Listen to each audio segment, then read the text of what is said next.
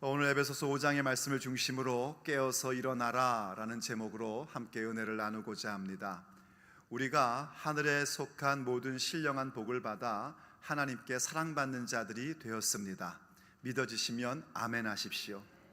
하나님께 사랑받는 자가 되었기에 우리의 마음 가운데는 하나님을 본받고 싶어하는 열망, 그 목마름이 생기기 마련입니다. 그건 당연한 겁니다. 왜냐하면 내가 하나님께 사랑받고 있다는 사실을 알기 때문입니다. 사랑받는 부모를 닮아가고자 하는 것이 당연한 모습인 것처럼 우리를 사랑하시는 하나님을 닮아감은 우리에게 당연한 일입니다. 물론 처음부터 우리가 하나님을 온전히 본받을 수는 없습니다. 처음 시작은 흉내내는 것부터 시작을 하는 겁니다. 그런데 그렇게 사랑받는 자이기에, 그래서 그분을 사랑하기에 흉내내기 시작하면 점점점 우리는 성장하게끔 됩니다. 그래서 에베소서의 표현대로 그리스도의 장성한 분량에 이르기까지 충만한 데 이르는 자들이 됩니다. 그것은 그대로 빛의 모습입니다. 빛의 자녀이기에 빛입니다. 그래서 우리의 삶에 빛의 열매가 맺어지기 시작을 합니다. 그 빛의 열매란 다름 아니라 하나님의 성품, 곧 하나님의 인격입니다. 하나님의 성품이 우리의 인격되는 현상이 빛의 열매가 나오는 것입니다. 하나님께 사랑받기에 하나님을 본받고자 하고 그 본받는 흉내내기 속에서 점점점 장성하여 빛의 열매, 하나님의 성품을 담는 자가 되는데, 그것은 다름 아니라 착함과 의로움과 진실함이라는 것입니다. 그 모든 것들은 우리로부터 오는 것이 아닙니다. 전부 다 하나님의 성품입니다. 그래서 우리가 그렇게 주님 앞에 빛의 모습으로 나가고자 하고 그대에 대한 결단을 가질 때에, 그 결단은 사실 아무 능력 없는 것인데, 아시죠? 우리의 결단이 얼마나 능력이 없는지 잘 모르십니까? 늘 다이어트 실패하시잖아요. 그렇듯이 우리의 결단이라는 건 참 연약한 것인데, 하나님께서 그 결단하는 것만으로도 어여삐 여기사 하나님의 일하심을 우리 가운데 보여주십니다. 그래서 하나님께서 열매를 맺게끔 해 주십니다. 우리가 예수님께 붙어 있는 결단만으로 열매 맺게 해주시는 아버지의 은혜가 우리 가운데 임하게 됩니다. 그래서 우리는 늘 마음 가운데 어떤 마음을 갖게 되냐면, 그게 너무나 좋아서, 그게 너무나 감사해서 우리의 삶의 열망함, 목마름은 다른 것이 아니라 어떻게 하면 하나님을 기쁘시게 해드릴까, 여기에 초점이 맞춰지게 되어 있습니다. 그래도 적어도 이렇게 금요기도에 나오시는 분들 중에는 어떻게 하면 하나님을 속삭일까, 이런 분은 안 계시지요. 물론 속은 맨날 썩이지만 그래도 우리의 마음의 중심은 어떻게 하면 하나님을 기쁘시게 해드릴까 하는 것이 우리의 최대 관심사가 되고 우리의 평생의 목마름이 되게끔 되어 있습니다. 그럼 하나님을 기쁘시게 하는 게 뭘까? 에베소서가 우리에게 가르쳐 주는 바가 있습니다. 하나님을 기쁘시게 한다는 건 무언가? 일단 기본적으로 어둠의 일에 참여하지 않는 것입니다. 어둠의 일을 하는 자들, 하나님께 속하지 않는 자들이 행하는 일들에 참여하지 않고 오히려 책망하는 자로 세워지는 겁니다. 근데 왜 이런 명령을 내리셨을까요? 우리의 마음 가운데 자꾸 그 어둠의 일에 동참하고자 하는 마음이 아주 잡초처럼 나오기 때문입니다. 왜냐하면 우리도 옛날에 다 그랬던 사람들이거든요. 우리가 예수님 믿기 전에 우리의 모습을 너무 오래돼가지고 잊어버렸고 보라 새 것이 되었고 하나님도 기억조차 안 하시니까 우리도 까먹고 살지만, 우리도 사실은 옛날에 어떤 사람이었냐면 다 한 가닥 하던 사람들입니다. 한 성깔 하던 사람들이고, 나를 요만큼 했을 때 그 사람은 어떻게 됐을까, 병원에 실려가게 해야만 직성이 풀리던 그런 존재들이었습니다. 그렇게 옛사람, 옛습관이라는 것, 옛성품이라는 것이 우리에게 잡초처럼 자꾸만 나온단 말입니다. 그러다 보니 우리의 생각이 가끔씩 멍청한 생각을 하는 겁니다. 이 세상의 어둠의 일로 이루어지는 일들이 그럴듯해 보이고 더 보장돼 보이고 더 멋져 보이고, 야, 인생을 저렇게 한번 살아야 되는 것 아니야? 이런 마음들이 자꾸만 불뚝불뚝 생긴단 말입니다. 그래서 하나님께서 하나님을 기쁘시게 하는 자들은 그러한 어둠의 일에 참여하지 말고 도리어 책망하라고. 이때 책망한다는 것은요, 두 가지의 큰 의미가 있는데, 하나는 비판하라는 겁니다. 잘못된 걸 분명히 이야기하라는 것이고, 또 하나의 의미는 드러나게 하라, 이런 얘기입니다. 그런데 오늘 본문에서, 이 에베소서에서 우리에게 강조해 주는 건 뭐냐면 드러나게 하라는 것입니다.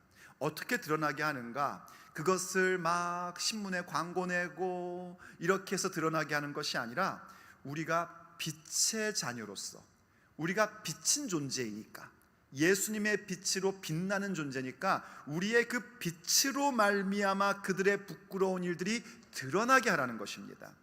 그들이 행하는 일들은 오늘 본문 12절에 보면 그들이 은밀히 행하는 것들은 말하기도 부끄러운 것들이라 했습니다. 사실 그들이 은밀하게 행하는 것들, 그 어둠의 일들은 우리 이 신실한 그리스도인들은 말로 꺼내기도 부끄러운 일들입니다. 그런데 여러분이 많이 경험하셨겠지만은요, 이 세상에 속하고 어둠의 일에 참여한 자들은 부끄러운 줄을 모릅니다. 뭐 어디다 갖다가 막 그냥 맨날 갖다 붙여요. 막 하나님께서 하셔가지고요, 뭐 하나님이 어떻게 하셔가지고, 부끄러운 줄을 모르고 그런 말을 합니다. 부끄러움은 누구의 몫인가? 주님 앞에 신실한 삶을 사는 우리들의 몫입니다. 정말 말하기도 부끄러운 일들이에요. 그런데 그걸 어떻게 책망할 것이냐면 빛으로 드러나게끔 해야 한단 말입니다.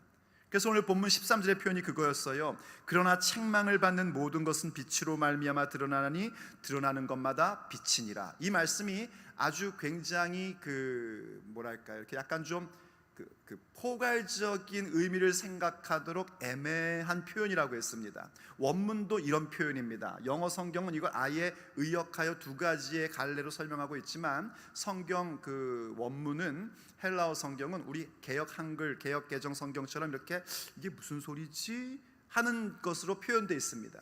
이런 얘기란 말이에요. 다시요. 책망을 받는 모든 것마다 빛으로 말미암아 드러난단 말이죠. 책망받을 거 뭐냐면, 우리가 빛을 비춤으로, 우리가 하나님 앞에서 정말 하나님 말씀을 따라 살아가는 그 귀한 삶, 하나님을 기쁘시게 해드리고 싶어하는 그러한 삶 자체가 빛이 되어 그 잘못된 것들을 드러나게 하는데, 그때에 드러나는 것마다 빛이라 하신 말씀은 바로 그렇게 빛으로 말미암아 드러나게 하는 것이다 라는 의미이기도 하고, 또 동시에 우리가 그렇게 빛을 비출 때에 그 가운데에 정말 하나님의 자녀들은 빛으로 들어오게 된단 말입니다. 이해가 되십니까? 빛으로 비추어서 그 잘못된 것들이 드러나게 될 때에 세상 사람은 절대로 빛으로 오지 않습니다. 오히려 빛을 거부하고 싫어합니다. 그런데 적어도 구원받은 자로서 뭔가 생각의 착오를 갖고 어둠의 일에 참여한 자라면, 우리의 빛을 비춰줌으로 인하여 그들이 다시 빛 가운데로 들어오게 됩니다. 이런 이중적인 의미를 갖고 있는 표현이에요. 이렇게 우리의 삶이 하나님을 본받고자 하는 그런 모습 가운데, 하나님께 사랑받는 자로서 하나님을 본받고자 하는 모습 가운데 빛의 열매를 맺고, 그 빛의 열매를 맺는 모습은 어둠의 일에 참여하지 아니하고 오히려 그것들을 빛으로 드러나게 하여, 혹 구원받은 자가, 하나님의 자녀가 그렇게 엉뚱한 행동을 할 때에 다시 빛으로 들어오게끔, 돌아오게끔 하는 그 놀라운 모습, 그 찬란한 모습으로 살아가는 것입니다. 이 모습이 우리 가운데 있기를 예수님의 이름으로 축복합니다. 그러면서 이제 14절에서 이러한 부분들에 대한 결론으로 이렇게 말씀해 주고 있는 겁니다. 우리 다시 한번 같이 한 목소리로 읽겠습니다. 시작. 그러므로 이르시기를 잠자는 자여 깨어서 죽은 자들 가운데서 일어나라. 그리스도께서 너에게 비추이시리라 하셨느니라. 아멘. 그러므로입니다. 하나님을 본받는 자로서 빛의 열매를 맺게 되고, 그 빛으로서 세상의 어두운 것들을 드러나게 하며, 혹 믿음의 사람들이 잘못된 길로 가고 있을 때에 그 빛으로 돌아오게 하는 그런 모습에 있어서, 그러므로 우리에게 결론적으로 무엇을 명령하시냐면 이르시기를 했는데, 이 이르시기라는 말은 바로 어딘가에 있는 말씀을 인용하는 걸 얘기하는 겁니다. 근데 이 내용이 어디를 인용하고 있냐면 이사야 26장과 이사야 60장에 있는 말씀을 인용하는 것인데, 이제 학자들의 말이 뭐냐면 바로 그렇게 이사야 26장과 60장에 있는 내용을 이 초대교회가 찬양으로 이렇게 불렀을 것이다 라고 추정을 합니다. 아마 그랬을 겁니다. 바로 그 찬양의 가사 같은 성경을 중심으로 한 찬양의 가사를 가지고 와서 이르시기를 잠자는 자여 깨어서 죽은 자들 가운데서 일어나라. 그리스도께서 너에게 비추시리라 하는 그런 표현들을 가졌단 말입니다. 그러니까 잠자는 자여 깨어라예요. 그리고 어떻게 해야 돼요? 죽은 자들 가운데서 일어서라입니다. 잠자는 자와 죽은 자는 이건 완전히 다른 겁니다. 잠자는 자는 생명을 갖고 있는 사람입니다.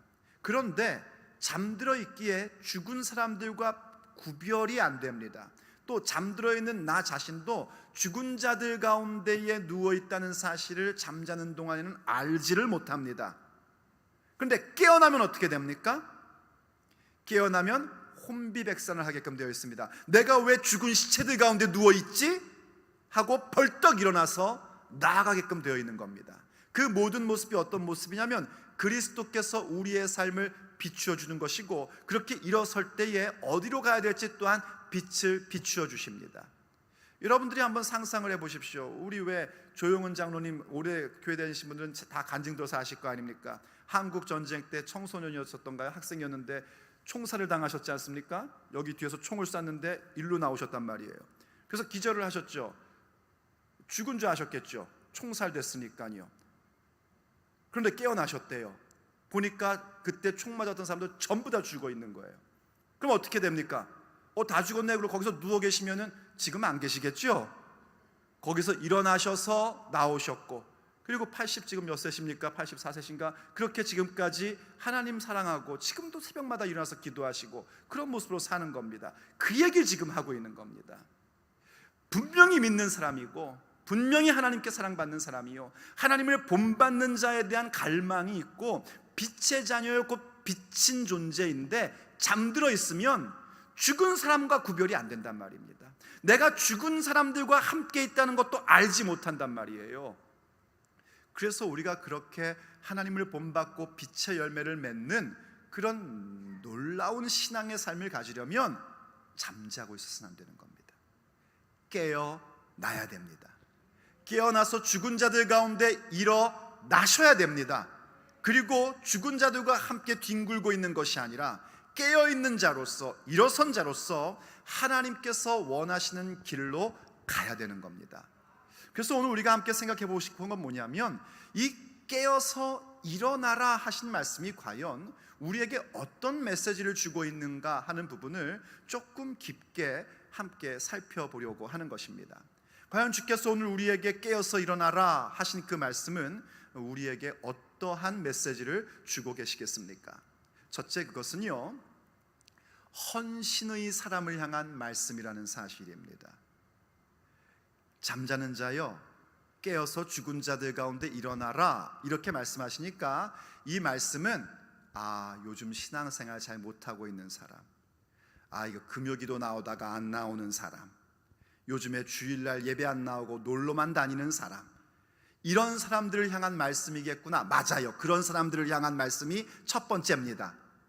그러나 그렇다고 해서 나는 그래도 이렇게 금요기도에도 나오고 목사님이랑 같이 기도도 하고 말씀 들으면서 아멘도 하고 이런 나한테 하시는 말씀은 아니겠지라고 생각한다면 그건 착각입니다.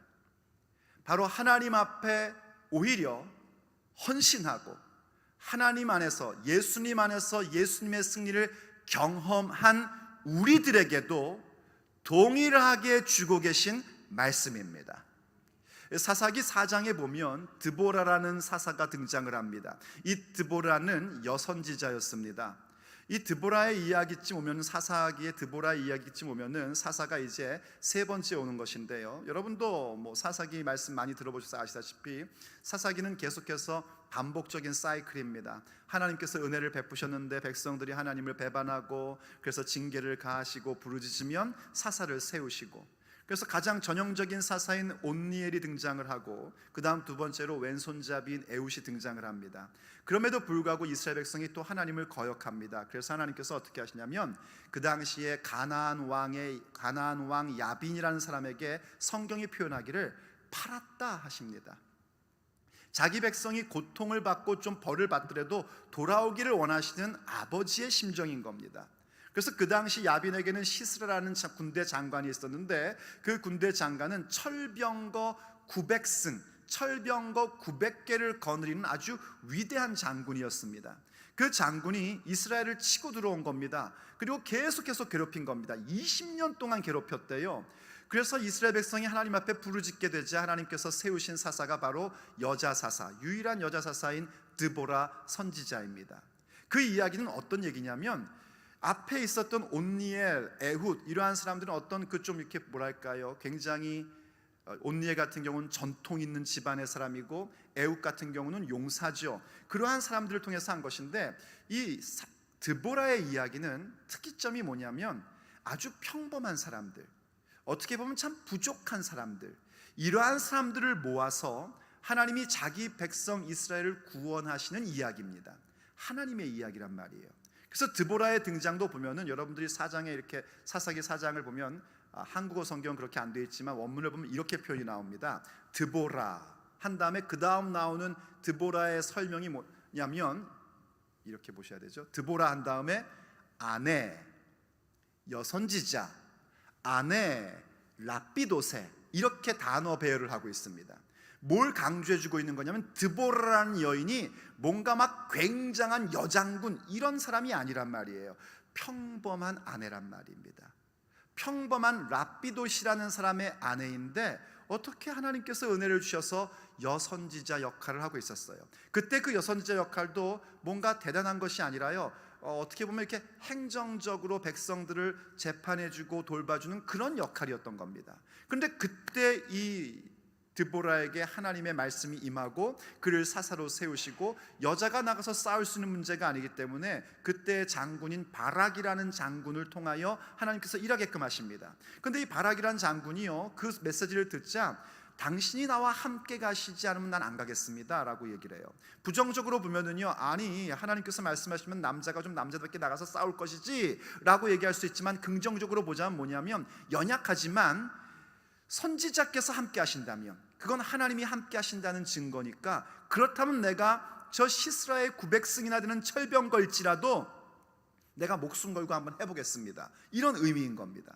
그래서 이제 어떠한 결과가 되냐면 그 시스라를 너에게 넘겨주지 않겠다, 시스라를 죽이는 영광은 바락 너에게 주지 않으실 것이다, 한 여인에게 시스라를 팔 것이다 하고 드보라가 이야기를 합니다. 그래서 결국은 이 바락이 그 철병거 900승을 이겨버립니다. 이건 어마어마한 승리인 겁니다. 정말 아무것도 없는 약소국이 강대국을 이긴 것과 같은 그런 일이었어요. 그래서 시스라가 도망을 가자 헤벨의 아내인 야엘이라는 여인의 장막에 들어가게 됩니다. 왜냐하면 이 헤벨이라는 사람은 겐 사람인데 이 겐과 가나안은 그 당시에 동맹의 관계였어요. 그래서 아무 꺼리낌 없이 그 야엘의 집에 들어갔고 이 야엘이라는 여인도 그 시스라를 이렇게 환영하며 맞아 드렸는데 이 야엘이 시스라를 죽입니다. 왜 죽였는지는 성경에 나오지 않아요. 근데 이렇게 추정을 한다면 하나님께서 아마도 야엘에게 뭔가 말씀을 하셨겠죠. 근데 그때 어떻게 죽이냐면요, 텐트를, 그러니까 장막을 치는 그 말뚝과 망치를 가지고 들어가서 관자놀이를 쳐가지고 한 번에 죽입니다. 뭐 여러분이 요즘 현대에서 생각하면 어이구 여자가 어떻게 그런 일을 했어 하고 싶을 수 있지만 사실 그 당시에 텐트에 말뚝을 박는 일은 여성들이 하던 일입니다. 그러니까 군대 장관을 대단한 무기로 죽인 것이 아니라 이 여인이 평상시에 자기가 하고 있던 그런 평범한 일들을 가지고 하나님의 승리의 종지부를 딱 찍어버린 겁니다. 얼마나 놀라운 일들입니까? 바로 이렇게 하나님께서 평범하고 부족한 사람들을 모으셔서 하나님의 승리를 이루게끔 하신 것이 이 드보라 사사의 이야기예요. 그래서 그러한 승리의 이야기를 우리에게 소개해 준 후에 사사기 5장으로 넘어가면 드보라와 바락이 하나님 앞에 노래하는 이야기가 나옵니다. 그 노래의 내용은 당연히 첫째, 이 모든 승리를 하나님께서 주셨음에 대한 노래를 부릅니다. 당연하죠. 하나님께서 하신 겁니다. 그리고 두 번째는 어떻게 하냐면 그때에 함께 목숨 걸고 모였던 이스라엘 백성들, 그것은 이제 스불론 지파 사람들을 중심으로 한 그런 사람들이었는데 그 사람들에 대하여 격려하고 그 사람들이 참 잘했다고 칭찬하는 그런 내용이 나옵니다. 그러다가 갑자기 난데없이 드보라가 이렇게 노래를 합니다. 사사기 5장 12절 말씀. 깰지어다 깰지어다 드보라여, 깰지어다 깰지어다 너는 노래할지어다. 일어날지어다 바락이여, 아비노함의 아들이여, 내가 사로잡은 자를 끌고 갈지어다 합니다. 깨어라 일어나라 하는데 그 대상이 이 전쟁에 참여하지 않은 자들이나 죄 짓고 있는 자들이 아니라 드보라와 바락이 자기 자신들을 향하여 얘기하는 겁니다. 깰지어다 깰지어다 드보라여, 깰지어다 깰지어다 일어날지어다 바락이여. 한번 생각해 보십시오. 얼마나 드보라가 헌신한 사람입니까? 하나님 앞에 충성스럽게 헌신한 사람입니다. 바락을 보십시오. 비록 부족하지만 하나님의 말씀 의지하여 승리를 가졌던 장군입니다. 그럼에도 불구하고 그 노래에서 뭐라고 그러는가? 깰지어다 드보라여, 일어날지어다 바락이여, 이렇게 노래를 부릅니다. 무슨 얘기입니까? 헌신한 사람일수록, 승리를 가진 사람일수록 거기에 도취되어 교만해질 것이 아니라 더욱 깨어있고 일어나서 지속적으로 하나님께서 하시는 일들을 이루어 가야 한단 말입니다.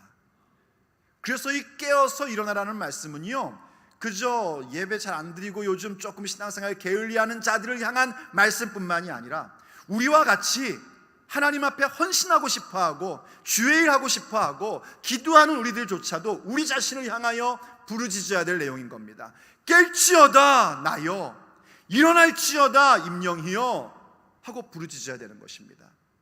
그래서 이렇게 드보라와 바락이 이렇게 노래를 불렀던 내용들은요, 그저 그 시대로 끝난 것이 아니라 이렇게 기록되어 후대에까지 이르게 되는 겁니다. 후대에 이르게 될 때 후손들이 이 노래를 부르면은 무엇을 생각해야 되겠습니까? 당연히 리더십을 가진 자로서 하나님 앞에 헌신하고 승리를 경험한 자라면 그런 나일지라도 드보라처럼 깨어 있어야 된다. 그런 나일지라도 바락처럼 일어나서 계속적으로 주님 오시는 그날까지 일하며 나아가야 된다. 이걸 명심해야 되는 것이고요. 이 노래를 함께 부르는 백성들은 자기 앞에 세워진 리더들을 향하여 이렇게 노래 불러야 되는 겁니다. 깨어 계십시오 나의 리더여, 일어나십시오 나를 이끄는 자여. 이걸 요구해야 된단 말입니다. 그저 그냥 나 만족시켜주고 내 비유 맞춰주고 내가 원하는 거 들어주고 그런 리더를 원하는 것이 아니라 깨어있는 리더, 일어나서 주의 길을 가는 리더, 이런 리더가 되어주십시오 라고 말하는 자들이 되어야 합니다. 그래서 깨어서 일어날지어다는요, 우리 모두를 향한, 특별히 헌신하는 사람들, 이렇게 기도하는 사람들, 하나님 앞에 승리를 경험한 우리들을 향한 하나님의 명령입니다. 그러므로 우리도 깨어서 일어나야 됩니다. 그럼 깨어서 일어난다는 건 무엇을 말하는가? 두 번째, 바로 우리 예수님의 재림을 준비하는 겁니다.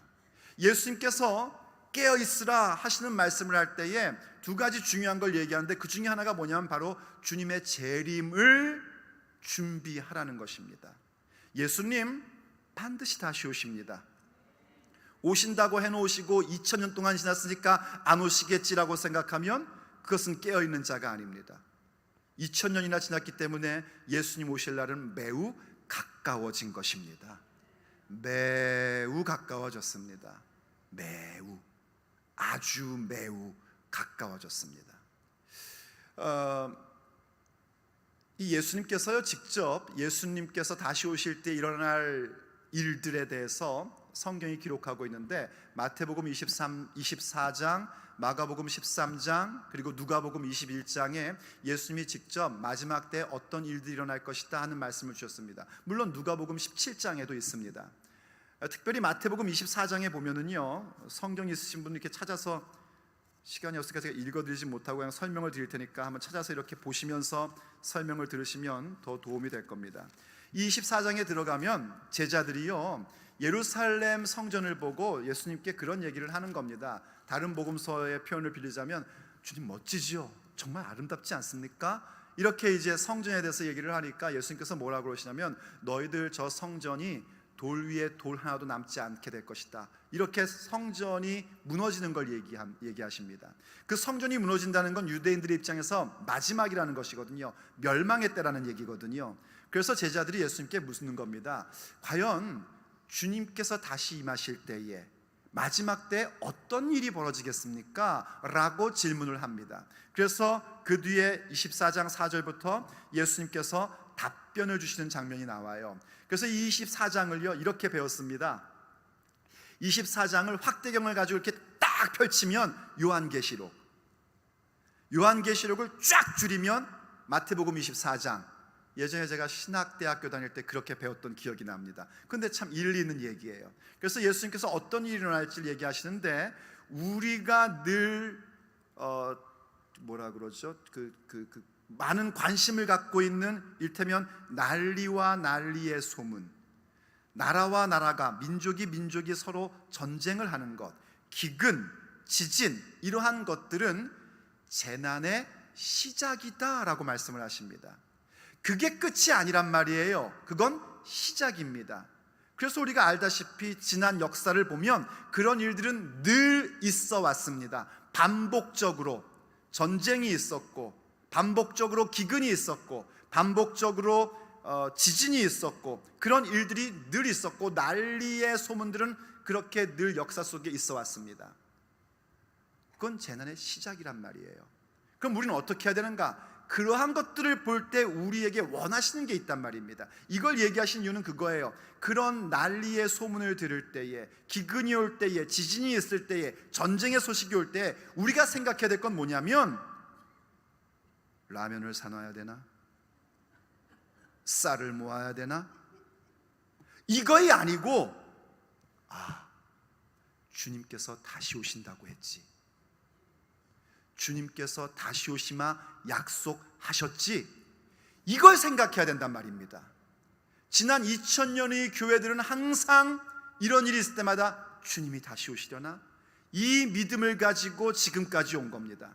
그리고 그때는 더욱 가까워진 겁니다. 그럼 언제 주님이 오시는가? 거기 한 13절 14절 보면 이렇게 얘기합니다.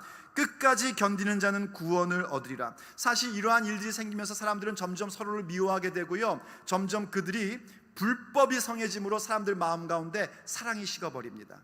하지만 끝까지 견디는 자는 구원을 얻게 되는데, 이 천국 복음이 모든 민족에게 증언되기 위하여 온 세상에 전파되리니 그제야 끝이 오리라 하십니다.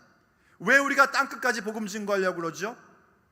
교회의 그 많은 재정과 에너지를 다 쓰면서까지 선교를 하려는 이유가 뭐죠? 주님의 약속 때문입니다. 복음이 땅끝까지 증거되어야 예수님 다시 오신다고 했기 때문에 우리는 그렇게 복음 증거하는 것입니다. 땅끝까지 복음 증거하여 주님 다시 오실 날을 우리가 앞당길 수 있는 그런 마음을 가져야 된단 말입니다. 그러면서 계속해서 말씀하시는 내용들이 이제 쭉 나와요. 그래서 이런 일이 있을 것이고 저런 일이 있을 것인데, 이제 결정적인 건 뭐냐면 자꾸 마지막 때가 가까워질수록 거짓 그리스도, 거짓 선지자가 나와서 예수님 여기 계셔, 예수님이 저기 오셨어 이렇게 얘기하는데, 제발 그런 거에 귀 기울이고 따라다니지 말라고 하시는 겁니다. 예수님이 오실 때 어떤가? 번개가 동에서 서에서 번쩍인 것 같이 모든 인류가 동시에 알게 된단 말입니다. 그리고 주님이 오시기 직전에 일어나는 일은 뭐냐면 우리가 말로 설명할 수 없고 지금까지 한 번도 본 적이 없는 현상, 하늘의 현상이 일어나기 시작을 해요. 해가 빛을 잃고 달도 빛을 잃고 별들이 움직이고, 이러한 우리가 도대체 이해할 수 없는 일들이 벌어지게 되고, 그와 동시에 인자가 구름을 타고 오신단 말입니다. 올라가신 것과 같이 다시 오시게끔 되어 있습니다. 그럼 이제 우리는 어떻게 해야 될까요? 주님의 재림을 준비한다는 것, 깨어서 주님의 재림을 준비해야 되는데, 깨어서 주님의 재림을 준비한다는 건 뭘까요? 맨날 주님이 오시는가, 어떻게 해야 되지, 산에 가서 살아야 되나, 우리끼리 모여 살아야 되나, 이런 게 아니란 말입니다. 예수님께서 그런 말씀을 하십니다. 그때는 노아의 때와 같이 사람들이 전부 다 먹고 마시고 장가가고 그렇게 할 거야. 그럼 우린 그거 하지 말아야 되는가? 그게 아니고 이렇게 계속 말씀하시죠. 두 사람이 밭에서 일하다가 한 사람은 가고 한 사람은 남는다. 두 여자가 맷돌을 갈다가 한 사람은 남고 한 사람은 간다. 또 누가복음 17장에 보면 두 사람이 밤에 침대에 누웠다가, 거의 원래 우리는 노래 부를 때 두 사람이 함께 잠을 자다가 하는데 일부러 성경은 잠을 자다라는 표현을 피합니다. 두 사람이 밤에 침대에 누웠다가 잠자는 거죠. 사실은 한 사람은 가고 한 사람은 남는다 하고 말씀하십니다. 이건 무슨 얘기냐면 우리가 일상의 삶을 산다는 것입니다. 일상의 삶을 살아가는 중에 우리 주님 다시 오시면 믿음의 사람들, 깨어있는 자들은 들림받게 되는 것이고 믿지 않는 자들은 그냥 이 땅에 남아있게 되는 거예요. 그래서 그 다음에 중요한 말씀을 하시는데 그 24장 뒤에 쭉 뒷부분에 가면 45조쯤에 충성되고 지혜 있는 종이 되어 주인에게 그 집 사람들을 맡아 때를 따라 양식을 나눠줄 자가 누구냐 하고 주께서 말씀하십니다. 마지막 때를 기다린다는 것, 예수님의 때를 기다린다는 건 뭐냐면 하나님께서 세우신 종들 가운데에 때를 따라 양식을 나눠주는 자가 있단 말이에요.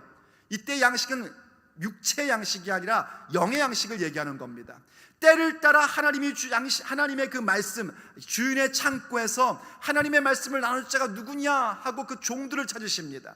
그래서 종들이 깨어서 주님이 언제든지 오실 수 있다는 사실, 주님께서 곧 오신다는 사실을 알고 부지런히 맡기신 성도들에게 주인의 창고로부터 양식을 나눠주면 그는 칭찬받는 자가 될 것이고, 아이 뭐 2000년 동안 안 오셨는데 설마 뭐 내 때 오시겠냐 이러면서 게으름을 피고 자꾸 성도들을 엉뚱한 데로 이끌면 그 자는 하나님 앞에 버림받게 됩니다.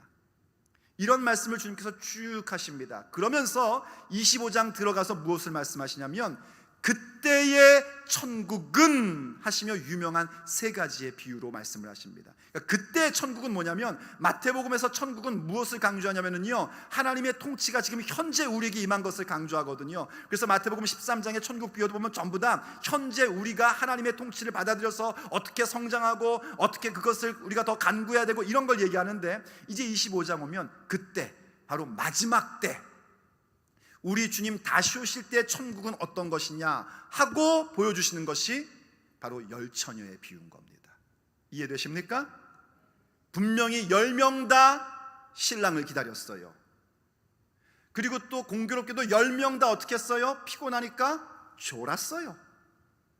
그런데 지혜로운 5명은 등불만 갖고 있던 것이 아니라 기름을 준비하고 있었고, 미련한 5처녀는 등불만 가지고 졸다가 깨니까 에구머니는 어떡하면 좋아, 기름이 없네 해서 결국은 그 주인의 잔치에, 그 혼인잔치에 들어가지 못하는 그런 결과를 우리에게 보여줍니다. 그러면서 주님께서 25장 13절에서 이렇게 말씀하시는 거예요. 그런즉 깨어있으라. 너희는 그날과 그때를 알지 못하느니라. 그러므로 여러분들이 주님의 재림을 기다리는 게 깨어서 일어나 우리가 믿음의 길을 간다는 것은 우리 예수님의 재림을 기다리고 준비하는 것인데, 예수님의 재림을 준비한다는 것이 뭔가 특별한 다른 일을 해야 된다고 생각하시면 안 됩니다. 우리의 일상의 삶을 살며 신앙생활 똑바로 하는 겁니다. 주님께서 주시는 때를 따라 나눠주시는 양식을 바르게 받아 기름 준비하는 것입니다. 그리고 더 나아 그 다음 어떤 비유 하시죠? 달란트 비유입니다. 달란트 비유는 뭐예요? 하나님이 주신 달란트를 남기라는 겁니다. 어떻게 남기죠? 열심히 일함으로써 남기는 겁니다. 주님이 주신 달란트대로 여러분이 직장에서, 교회에서, 가정에서 최선을 다하여 일함으로써 하나님 앞에 남긴 바 되는 것이고, 그 다음 비유가 뭡니까? 양과 염소의 비유입니다. 바로 가난하고 갇히고 어렵고 힘든 사람들을 구제하며 돕는 것입니다. 이러한 일들은 전부 다 일상의 일들이에요. 그리고 그런 일들은 어떤 일들인가? 예수님의 재림을 기다리는 일들인 것입니다. 이게 깨어있는 거예요. 이것이 깨어서 예수님의 재림을 준비하는 자들의 모습입니다. 그래서 예수님께서요, 계시록 16장 15절을 보면 이렇게 말씀해 주신 걸 보게 됩니다. 보라, 내가 도둑같이 오리니. 예수님이 도둑이라는 말씀이 아닙니다. 도둑이 광고하고 오지 않지 않습니까? 그렇죠? 도둑은 정말 생각지도 못할 때 도둑이 옵니다. 우리가 막 경계할 때는 잘 안 와요. 그런데 이제 느슨해지고 도둑은 이제 나하고는 아무 상관이 없는가 봐, 그럴 쯤에 도둑이 오는 게 이 도둑의 특징이지 않습니까? 그러니까 예수님께서 오실 때 그렇게 오신단 말이에요. 우리가 이젠 아닌가 봐, 참 평안하지 않아? 어떨 땐 이러죠. 주님이 내일 오시면 좋겠어, 오늘은 말고. 오늘 너무 좋아서. 그럴 때 예수님께서 오실 수 있단 말입니다. 그래서 깨어 있어야 된단 말이에요. 뭐라 그러십니까? 도둑같이 오리니 누구든지 깨어 자기 옷을 지켜 벌거벗고 다니지 아니하며 자기의 부끄러움을 보이지 아니하는 자는 복이 있도다. 자, 긴 설명 생략하고 자기 옷을 지켜야 된대요. 요한계시록에서 옷은 뭐냐면 하나님이 주신 세마포가 옷입니다. 구원받은 자의 신분. 에베소서의 표현을 쓰자면 하늘에 속한 모든 신령한 복을 받은 자로서의 신분, 하나님의 자녀로서의 신분, 하나님을 본받는 자의 신분, 빛이 된 존재의 신분, 이걸 지켜야 된단 말입니다. 그 지키는 것이 무엇인가? 바로 기름 준비하는 것이고, 달란트를 남기는 것이고, 양의 모습으로 가난하고 힘들고 갇히고 병든 자들을 주님을 섬기듯이 그렇게 섬기는 것, 이것이 우리의 옷을 지키는 겁니다. 우리의 옷을 빠는 것입니다. 바로 우리의 신분에 걸맞는 삶을 사는 거예요. 그게 바로 예수님의 재림을 기다리는 자, 준비하는 자의 모습입니다. 그럴 때 비로소 우리는 정말 깨어 있어야 된다는 사실을 더 명확히 알게 되는 거예요. 여러분, 예수님 다시 오신다는 사실을 꼭 기억하십시오. 정말 주님 다시 오십니다. 그래서 정리하면 이렇습니다. 우리가 깨어서 일어난다는 것이, 깨어서 일어선다는 것이 예수님 다시 오시는 날을 준비한다는 것인데, 그 준비함에 대해서는 일단 어떤 현상이 일어날 때, 어떤 소식이 들릴 때, 주님이 다시 오시는 그 마지막 때에 대한 그런 사인들이 보일 때마다 우리의 마음 가운데 주님 다시 오시지, 이걸 꼭 여러분들이 먼저 가지셔야 됩니다. 그 외 노래도 있잖아요. 먼 하늘 이상한 구름만 떠도 행여나 내 주님 오시는가 해. 머리 들고 멀리 바라보는 맘, 오 주여 언제나 오시렵니까. 이게 제가 태어나기도 전에 만들어진 노래인데 정말 그렇습니다. 이상한 구름만 봐도 주님이 구름 타고 오신다고 했는데, 이 마음이 일단 있어야 됩니다. 그리고 그 마음 가지고 산속에 들어가는 것이 아니고요, 그 마음 가지고 나의 일상을 살아가는 것입니다. 때를 따라 나눠주시는 양식을 받아서 기름 준비하고 달란트를 남기고 열심히 주께서 기뻐하시는 일들을 이루어가며 사는 것, 그것이 바로 예수님의 재림을 준비하는 자, 깨어서 일어선 자들의 모습인 겁니다. 그럴 때 그 모습이 어떻게 더욱더 힘있게 이루어질 수 있는가? 그것은 뭐냐면 기도하는 겁니다. 이 병행 구절인 누가복음 21장에서 예수님은요, 마지막에 이렇게 말씀을 하십니다. 누가복음 21장 36절 한번 보여줘 보세요. 이러므로 너희는 장차 올 이 모든 일들을 능히 피하고 인자 앞에서 서도록 항상 기도하며 깨어 있으라 하시니라. 그러므로 세 번째, 깨어서 일어난다는 것은 무엇을 말하는가? 흔들리지 않도록 기도하는 것입니다. 왜 그렇게 목사들이 기도를 강조하는가? 기도에서 내가 욕망하는 바 이루어지는 것, 그게 아니란 말이에요. 그것을 주시는 것은요, 정말 구해야 될 것을 구하게끔 하시려는 아버지의 배려십니다. 우리가 이 땅에서 필요한 것, 내 어떤 욕망하는 바인데 하나님이 들어주실 때 있죠. 어떨 때는 겁이 덜컥 나셔야 됩니다. 하나님, 왜 나한테 갑자기 이렇게 빌리언 달러를 주십니까? 그냥 그때 좋아만 할 게 아니라 겁이 덜컥 나야지 돼요. 어쩌시려는 겁니까? 뭘 맡기시려고 저한테 이렇게 학위를 주시고 돈을 주시고 자식을 주시고 건강을 주시고 왜 이러세요? 이게 정상이에요. 그게 성숙한 믿음이에요. 아이고 주셨네, 얼마나 좋은지, 봐라 봐라 봐라 자라. 이거는 이제 아직도 멋인 겁니다. 아직도 먼 거고요. 그걸 받을 때마다 뭔가 두려움이 와야 됩니다. 거룩한 두려움. 뭘까? 왜 그러실까?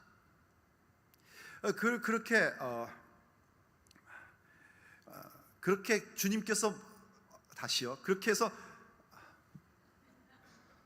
죄송합니다, 여러분. 잠시만요.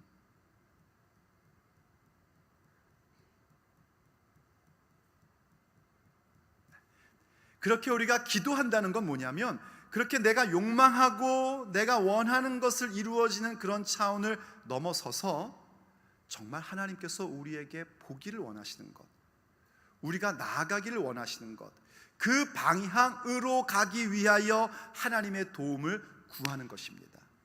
그게 흔들리지 않도록 기도하는 거예요. 하나님께서 나에게 어떠한 배려를 주셔도, 어떠한 물질을 주셔도, 건강을 주셔도 흔들리지 않고 미혹되지 않고 깨어서 주께서 원하시는 길, 일어나라 함께 가자 하실 때 네 주님 함께 가겠습니다 할 수 있도록 기도하는 것, 그것이 깨어서 일어나 있는 그리스도의 모습입니다. 그게 깨어있는 모습입니다. 그래서 흔들리지 않도록 여러분들이 기도하셔야 됩니다. 우리가 잘 알다시피 예수님께서요, 겟세마네 동산에 기도하러 가실 때에 제자들을 데리고 가시다가, 아마 가만히 생각해 보니까 그런 것 같아요. 제자들이 일단 그 겟세마네 동산 입구에다가 다 그냥 여기 있으라고 하시고, 그 가운데 베드로, 요한 그리고 야고보 이 세 명의 제자만 데리고 더 깊이 들어가신 것 같아요. 그리고 그들과 돌 던질 정도의 거리에 가서 예수님께서 정말 간절히 통곡하며 기도하십니다. 간절히 통곡하며 기도하셨다는 걸 알 수 있는 것은 히브리서가 그렇게 증거해 주기 때문이고요. 또 이 기도하다가 잠자고 있던 이 제자들이 예수님의 기도의 내용을 기억했던 걸 보면 주님께서 그냥 기도하신 게 아니에요. 부르짖으며 기도하신 거예요. 그러니까 멋있게 아버지요, 이게 아니라 막 아버지 할만하시거든, 이것 좀 내게서 지나가게 해주세요, 이러고 아마 기도하셨을 것 같아요. 오늘도 여러분 그렇게 기도하십시오. 그렇게 기도하셔야 됩니다. 그때 주님께서 그 제자들, 졸고 있는 제자들에게 오셔서 하신 말씀이 있죠. 한번 보십시오, 여러분. 마태복음 26장 40절. 제자들에게 오사 그 자는 것을 보시고 베드로에게 말씀하시되 너희가 나와 함께 1시간도 이렇게 깨어 있을 수 없더냐. 그때 그 깨어 있을 수 없더냐 하신 것은요, 그냥 눈 말똥말똥 뜨고 그냥 있는 그런 차원의 얘기가 아니에요. 그 다음 하신 말씀을 보면 알죠. 41절. 시험에 들지 않게 깨어 뭐하라? 기도하라. 기도해야 됩니다. 시험에 들지 않으시려면은 기도하셔야 됩니다. 근데 그 기도는 어떤 기도해야 되냐면 예수님과 함께 깨어있는 기도여야 합니다. 나 혼자 기도하면 우리는 내 욕망을 구하는 것밖에 없어요. 그러니까 기도에도 시험 드는 겁니다. 기도에도 삐지십니까? 여러분의 기도의 내용을 점검하셔야 됩니다. 주님과 함께 깨어 기도하면 시험에 들어갈 수가 없습니다. 주님의 소원이 나의 소원이 되고 하나님께서 원하시는 것이 나의 기도 제목이 되면 시험에 들 이유가 없습니다. 근데 왜 우리가 기도하면서도 잠들어 있는가? 누가복음을 보십시오. 누가복음 22장 45절. 기도 후에 일어난 제자들에게 가사 슬픔으로 인하여 잠든 것을 보시고 이르시되 어찌하여 자느냐, 시험에 들지 않게 일어나 기도하라 하시니라. 똑같은 사건인데 누가복음이 지금 보여주는 건 뭐냐면, 왜 이들이 지금 잠들어 있냐면 슬퍼서. 슬픔은 신앙 아닙니다. 왜 슬펐냐면 이 제자들이 자기들이 원하는 걸 예수님께서 안 하시거든요.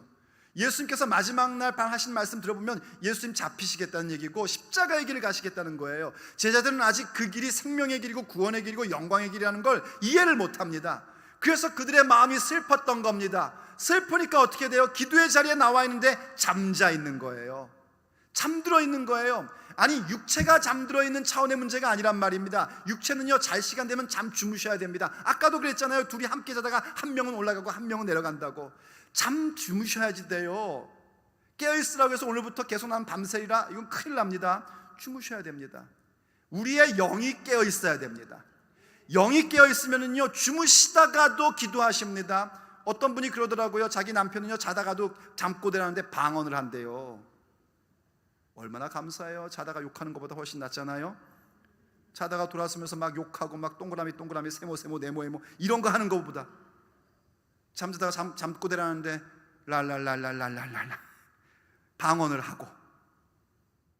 우리의 영이 깨어있을 때에는 내 육체가 자도 하나님과 교통하며 기도하는 모습을 갖는단 말입니다. 여러분들이 기도를 쉬면 안 됩니다.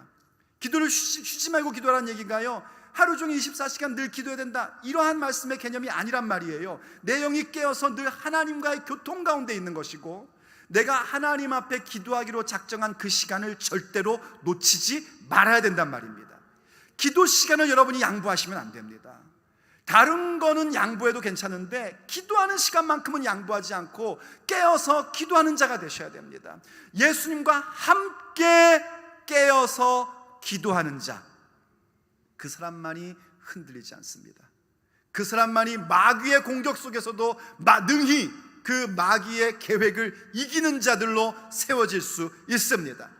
그렇게 깨어서 기도할 때 우리는 우리의 영이 깨어있기 때문에 이상한 그룹만 봐도 주님 다시 오실 날을 기억하게 되고, 우리 주님 다시 오시는 것을 확신하고 있기 때문에 다른 데 내 에너지와 시간과 물질을 쓰는 자가 아니라 하나님 앞에 기름 준비하고 하나님 앞에 달란트 남긴 바 되고 하나님 앞에 기뻐하시는 그 일을 하는 데에 내 모든 생각과 에너지와 시간과 물질을 쓸 줄 아는 자들이 되는 겁니다.